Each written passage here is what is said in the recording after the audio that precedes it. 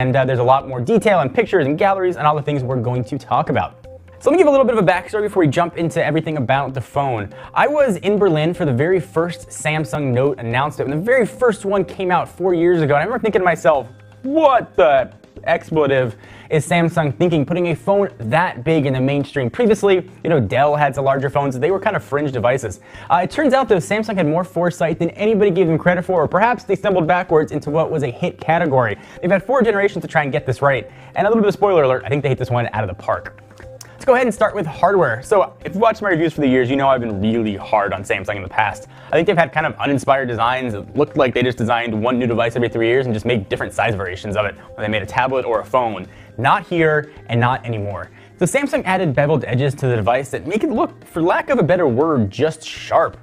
They look really fantastic. They catch the light when you pick it up. They're cold in the morning. They give it a premium feel. I'm really surprised how much a little bit of metal makes that big a difference to a device.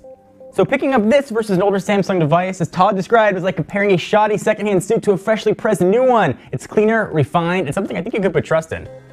You'll also find that Samsung didn't skip on components here as well. In fact, almost all of the hardware is among the best available on the market right now. Usually I don't say that for any device. Usually it's a good screen, an older processor. Samsung really went all the way to the wall with this one. So there's an 805 processor under the hood, complemented by 3 gigs of RAM, 32 gigs of onboard storage that can be extended with the micro SD card slot, and a beastly 16 megapixel sensor with optical image stabilization, wide-angle front-facing camera, and just a ton more. The only thing this phone is really missing is wireless charging. Add that in here and Samsung would have hit a perfect score on the hardware front. I like the way the buttons feel as well. It's kind of a weird thing to say. There's a satisfying click on the easily reachable volume buttons. The home button has a really tactile feel to it. Samsung also included an IR blaster on the top of the device, right near the 3.5mm headset jack. It's also ditched that kind of silly to use USB 3.0 port on the bottom for a smaller and way more standard USB 2.0 jack. Samsung did admit that folks might miss the faster speeds offered by USB 3.0, but said they made the decision to return to USB 2.0 following customer feedback, and I applaud them for listening to consumers. I like this choice. I like this choice, and it's way easier to find USB 2.0 chargers with quick charge, particularly as the new phones with that support are hitting the market. The rump of this phone is that aforementioned camera with OIS, optical image stabilization. I just call it OIS. Samsung also included a heart rate monitor, and the sensor can now measure your blood oxygen level, UV levels, your stress, and more. We'll get to all that a little bit later. The new S Pen rests in the lower right-hand corner of the phone, and the home button, once again, doubles as a fingerprint reader. It is way more accurate here on the Note 4 than we saw on the Galaxy S5. That was to me and to Todd, though still not as accurate as Touch ID is on the iPhone 6 and iPhone 6 Plus.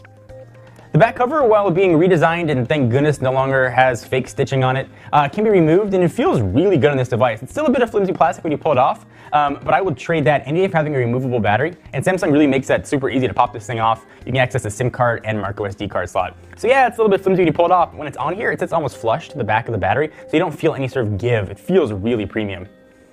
And I know this might be kind of nitpicking here, but I do wish the design also included IP67 rating for water and dust resistance. And I know, and Todd knows, that we can't sort of have it all, but the folks who appreciate that aspect of the Galaxy S5 might kind of be a bit let down to the Note 4. It doesn't have such rating. So if you've got a lot of kids, you go to the beach, you might want to be careful or just get a waterproof case or put it in a plastic bag. Of course, we can't really talk hard without talking about this display. For lack of a better word, it's insane. I've been happy with the display on the screens like the iPhone 6 Plus, which look really sharp and stunning with 1080p resolution, but you can totally see a difference looking at the Note 4's Quad HD screen. It is gorgeous. AMOLED allows Samsung's blacks to look really truer than on any other smartphone I've seen. It makes ridiculous viewing for movies, photos, and the colors look like they're just popping off the screen here. So as soon as I got this thing out of the box, I wanted to look for Quad HD footage to watch on this, but Samsung didn't include any. But fortunately, the camera can record 4K footage, so you can check out anything you're recording. I went and downloaded a few open source samples, and it looks really, really nice. Even 1080p videos also look good. Text, of course, while reading a book or on a white screen looks really sharp and crisp. Of course, you're not going to see any pixels unless you're Superman and have crazy fancy vision. And the screen also holds up outdoors, which is even more surprising. I could see it in direct sunlight, which is not something I say very often. I know I've sort of been a broken record with Quad HD screens saying I don't see a big difference from a good 1080p screen, and that's been the case until this guy. So if you can tell, I'm kind of overly complimentary here. Samsung really offers the whole package here. Gorgeous design, a beautiful screen, and the specs to match it. It's too bad though, the software isn't as clean cut. So the Note 4 runs Android 4.4.4 KitKat out of the box, which up until a couple days ago as of this filming was the most recent version of Android. It's great, it's modern, but still it's got TouchWiz on it, which just isn't. It's been improved as we saw with the Galaxy S5, but it still feels overly colorful and crazy bloated. Think of it as like after your second Thanksgiving meal and all you want to do is lay on the couch. Thankfully though, you can side skirt that issue entirely with the third-party launcher, which is the first thing I usually do to cover up TouchWiz. TouchWiz, to me and Todd, still feels kind of sluggish. Despite the Snapdragon 805 processor and 3 gigs of RAM, there are just still small jitters here and there that aren't buttery smooth. I think other skins, like Sense 6, tend to be way more efficient. I'm not going to harp on TouchWiz too much here though. I know some folks like it, there are many options available, which is one of the beauties of Android. If you don't like it, you can kind of make it go away. It is one of the nice things that Android offers. Samsung's outfitted the Galaxy Note 4 with S Health 3.5. We're still trying to figure out how useful all this is, all the health features. It's great at reminding me that I've been sitting at my desk for way too long, which I probably need to be reminded of. And I do that without moving, just kind of moving my fingers. But I did use it for tracking the calories that we were eating. Still though, for us, I don't know why I need to check my blood oxygen levels, but it does work very well if you want to try it. And if you want to check your heart rate from your phone, you can do that here too. We get that Samsung's trying to create a health gadget and adding more functionality is always appreciated, but it's just not going to be a make or break decision on the smartphone. They give it more as a value add than a reason to go out and get the phone, at least for me. Thankfully though, the software that does that though is clean and nice to look at. Heart rate monitor is also accurate enough, and reading on my Moto 360 and Galaxy Note 4 is the exact same, so it's pretty accurate. UV sensor can also be useful for folks who are worried about sun damage, so that's sort of appreciated addition as well. But other options like stress monitor, I don't know, tell me I'm stressed, which I know that. So we've talked a lot about TouchWiz and my dislikes for it, but Samsung's S Note software is pretty awesome, and the S Pen is better than ever. You can use the S Pen to select groups of items, like pictures, super easily. It's also even more accurate, allowing you to sketch drawings, if you can draw, inside of the S Note application. Density of digital ink also on your canvas changes as you press harder on the screen with the S Note, and it seems way more sensitive than before. Other kind of software stuff, multi-window's also been improved too. Not only can you run two apps side by side, you can also pop some of them out, like Hangouts, the browser, and the camera, and more. I'll run them in super small mini windows right on your home screen. It's actually more useful than we thought. There's a ton of more software tweaks I can talk about here, but those are some of the highlights that I ended up using the most. I could probably make like an 80-minute video just on sort of the software features that Samsung's got on board here. And that is one of the nice things about TouchWiz. If you like those small features that Samsung adds, you're going to love this device. If you find yourself sort of not using all of them though, you might want to look at putting a third-party launcher on. So next, let's talk about this camera with that camera hump right there. We said Samsung didn't skip on specs. That statement certainly holds true for the back camera here. It's a 16 megapixel camera, which is absolutely ridiculously good. Samsung opted for optical image stabilization support, which we've seen in other flagship Android smartphones and of course the iPhone 6 Plus. OIS allows you to take better shots in low light and also helps keep the phone, as you're video recording, just keep it a little more smooth. It's not perfect for moving objects. Those are still able to blur a little bit, but should help you to take cleaner images if you're just sort of moving a little bit or you got shaky arms.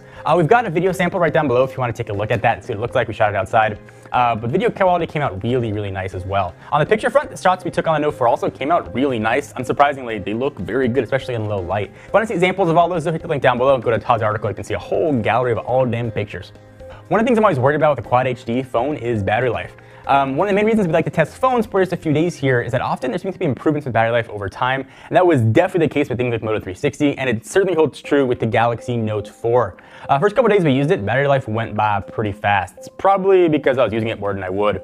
It's got a 3,220 milliamp hour battery, and after a couple days I started using it like a normal phone. It got really good. My usage is pretty heavy, I think probably more heavy than most. I'll take it off the charger around 6:30 to 7:15 depending on the time of day. Got 2 emails being pulled down all the time. It's mostly connected to Wi-Fi, either home or at the office, which I spend way more time than I should. 2.5 hours of phone calls, video viewing, games, all kinds of other sort of regular phone usage. By the time I plugged in at night, around 10:30, 11, I had about 60% battery life here, so you could easily get through 2 days. Of course, it's got a removable back, so you can always buy another battery and pop that in and just go along your merry way. So we talked a lot about all the components, the software, the hardware, the camera. How does it all come together? So I'm admittedly a bit fickle when it comes to phone. I jump from OS to OS and from phone to phone without really batting an eye. This one though, I can see myself using for a very long time. It's got top tier specs, it's gonna be good for a while, a just ridiculously gorgeous screen, incredible camera, all in a package that's smaller than the iPhone 6 Plus despite having a bigger screen size. This phone gets a really solid 9 and a definite recommend. Fortunately though, now that the review is done of this guy, I can go ahead and install a Google Now launcher and a fresh icon pack and make this guy my own. What do you guys think? Do you agree, disagree? I want to hear your thoughts. This is Galaxy Note 4, phone you've been waiting for. You want to maybe see what else is going to crowd the next few months? Want to hear your thoughts on it? Leave in the comments right down below. Of course, check us out at technobuffalo.com for the latest and greatest tech news. Till next time, I'm John Rettinger. See you guys next video.